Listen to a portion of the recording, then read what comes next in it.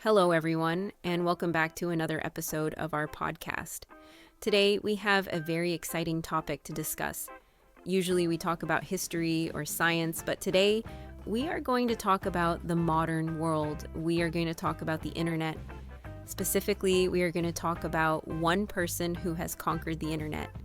Hi everyone. To be honest, I spend a lot of time on YouTube, so I know exactly who we are talking about.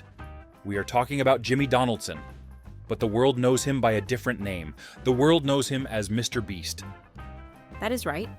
Mr. Beast is a phenomenon. He is not just a YouTuber anymore. He is a business mogul, a philanthropist, and a celebrity. He has more subscribers than any other individual creator on the platform. I think the number is over 200 million now. Can you imagine that? 200 million people waiting for his next video. It is a number that is hard to understand. It is more than the population of most countries. But Lydia, he did not start this way. His story is not an overnight success story. It is a story of obsession and hard work. He started his channel in 2012. He was just 13 years old. Back then, his username was Mr. Beast 6000. I remember reading about that. His early videos were very simple. He used to record himself playing video games like Minecraft and Call of Duty. He did not have a good camera or a good microphone. He was just a normal kid in North Carolina. He was trying to figure out how to get views. He was trying to understand the YouTube algorithm. That is the key word. The algorithm. Jimmy was obsessed with it. He wanted to know what makes a video go viral. He did not go to college parties. Instead, he sat in his room and analyzed videos. He looked at the thumbnails, the titles, and the pacing. He formed a group with other small YouTubers. They called themselves the Masterminds. They would talk on Skype for hours every day, analyzing data. That dedication is incredible. Most teenagers want to play outside or hang out with friends. Jimmy just wanted to crack the code. And eventually, he did. Do you remember his first video that really went viral? It was such a strange idea, but it worked perfectly. Oh, I definitely remember. It was the video where he counted to 100,000. He sat in a chair and just counted numbers. 1, 2, 3, all the way to 100,000. It took him over 40 hours to record it. He had to speed up some parts of the video so it would fit on YouTube. It was torture, but people loved it. They respected the effort. It sounds so boring on paper, watching a guy count numbers. But on the internet, it was a masterpiece. It showed that he was willing to do things that no one else would do. That became his brand. He started doing other endurance challenges. He watched a music video for 10 hours. He read the dictionary. He spun a fidget spinner for 24 hours. These videos got him attention. But he knew he could not just do endurance challenges forever. He needed to evolve. This is when he started the challenge videos involving money. This is the era of Mr. Beast that most people know. He started getting sponsors. But instead of keeping the money for himself, he gave it away. This was a revolutionary strategy.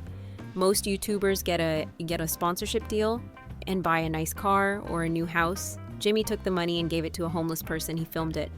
That video went viral, so he made more money. Then he took that money and gave away even more. It was a cycle. The more he gave away, the more views he got, and the more money he made. It is a very smart business model. He reinvests almost every dollar back into the channel. People are often shocked by how much he spends on a single video. Some of his videos cost $3 or $4 million to produce. He builds massive sets. He hires hundreds of people. He buys private islands just to give them away. Speaking of massive sets, we have to talk about the Squid Game video. That was a cultural moment. The Netflix show Squid Game was very popular. Jimmy decided to recreate the entire show in real life. He built the exact sets from the show. He invited 456 people to compete. The prize was $456,000. That video proved that he was bigger than traditional television. The production quality was as good as Netflix. The visual effects were amazing. Millions of people watched it on the first day. I think it has over 500 million views now. It showed Hollywood that a YouTuber could make high-quality entertainment without a studio executive telling him what to do. But it is not just about the money and the games. We must talk about his philanthropy. He has a separate channel called Beast Philanthropy. He uses his platform to make a real difference in the world. He started a food bank in his hometown. He delivers food to people who cannot afford it. And let us not forget Team Trees and Team Seas. These were huge internet campaigns. For Team Trees, he partnered with another YouTuber, Mark Robber. Their goal was to raise $20 million to plant 20 million trees. They united the entire internet. Gamers, beauty vloggers, and tech reviewers all promoted the campaign. And they succeeded. Then they did Team Seas. The goal was to remove 30 million pounds of trash from the ocean. It is amazing to see how he can mobilize his audience for a good cause. He does not just say donate money, he makes it an event. He makes it exciting to help the planet. However, Lydia, not everything is perfect. With great fame comes great criticism. Recently, he made a video where he paid for 1,000 people to have surgery to cure their blindness. For many people, this was a beautiful act of kindness. He helped people see their families for the first time. It was very emotional. But some people criticized him. They said it was poverty porn. They said he was exploiting these people for views. They argued that a YouTuber should not be the one fixing a healthcare problem. They said the government should do it. They felt uncomfortable that he was making content out of people's medical issues. That is a very complex topic.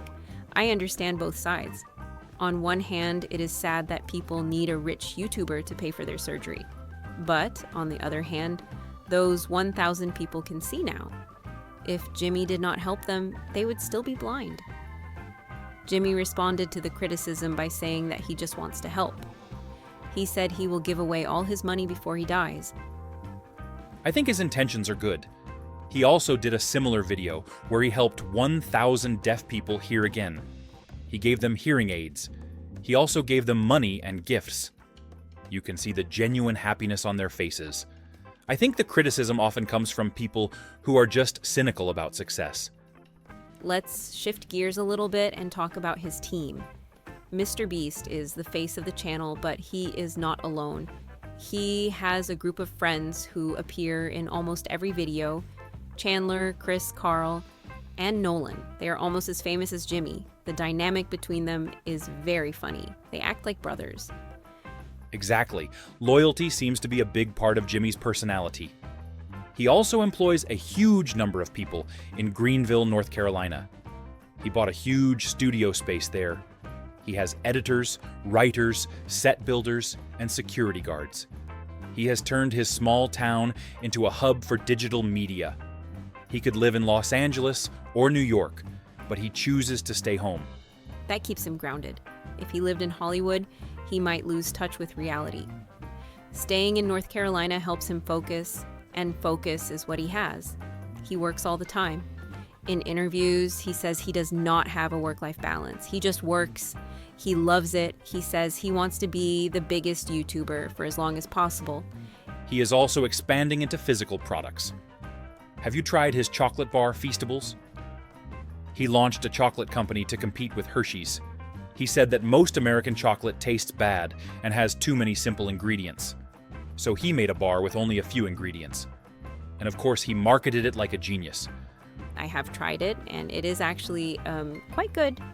He created a contest where if you bought a chocolate bar, you could win a chocolate factory. It was just like Charlie in the Chocolate Factory. He built a real chocolate factory set and let people compete for it. This marketing is on another level. He turns a product launch into a viral video. He also has Mr. Beast Burger. This is a ghost kitchen concept. He did not build physical restaurants. Instead, he partnered with existing restaurants to cook his burgers. You order it on an app, and it gets delivered. On the first day, he opened thousands of locations across the country. It broke the record for the most burgers sold in a single day. It is fascinating how he understands the economy of attention. Attention is the most valuable currency today. If you have attention, you can sell burgers, you can sell chocolate, and you can raise money for charity. Jimmy Donaldson understands this better than anyone else on the planet. Another aspect of his strategy is dubbing. He wants to be a global star, not just an English-speaking star. He created separate channels for other languages. Mr. Beast in Spanish, Mr. Beast in Portuguese, Mr. Beast in Russian, and many more. He hires professional voice actors to dub his videos. This allows people in Brazil or Mexico to enjoy his content just as much as people in the USA.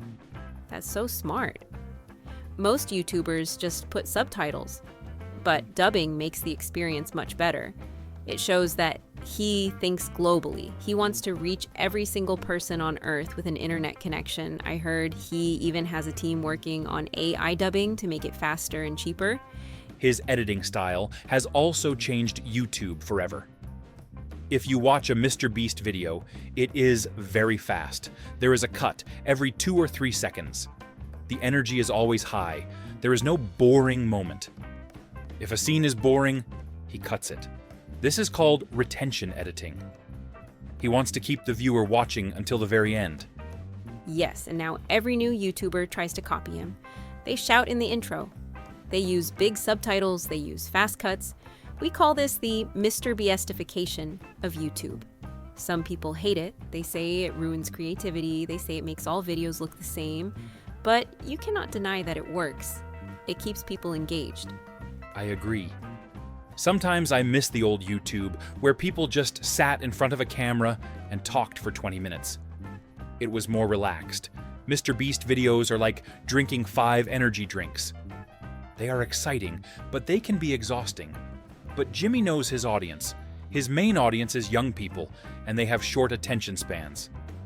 Let's talk about the challenges again. Some of them are psychological. For example, he put a man in a solitary confinement room for 100 days. The man had everything he needed, but no human contact. If he stayed, he would win $500,000. It was a fascinating social experiment. That video was intense. It showed the mental strength required to win. Jimmy often puts people in situations where they have to make difficult choices. Do you take $10,000 now? Or do you risk it for $100,000 later? He plays with human psychology. It is like a game show, but the stakes are real life-changing money. He also does videos where he just buys everything in a store. I bought everything in a grocery store and gave it to a food bank. Or I bought every car in a dealership. These videos satisfy a fantasy. We all dream of being rich enough to just buy everything. Watching him do it feels satisfying. And despite all this money, he lives a relatively simple life. He does not drive a Ferrari. He does not wear designer clothes like Gucci or Balenciaga. He usually wears a t-shirt with his own logo. He lives in a nice house, but it is not a crazy mansion compared to his wealth. He seems to value the content more than the luxury lifestyle. I think that is why people trust him. He does not feel like a greedy businessman. He feels like a guy who just hacked the system and wants to have fun with his friends. He often says that he wants to die with $0 in his bank account. He wants to give it all away. That is a noble goal.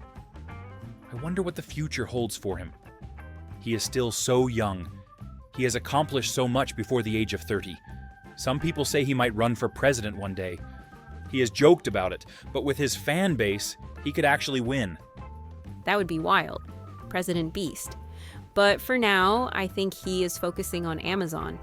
He recently signed a deal with Amazon Prime to create the biggest game show in history. It is called Beast Games.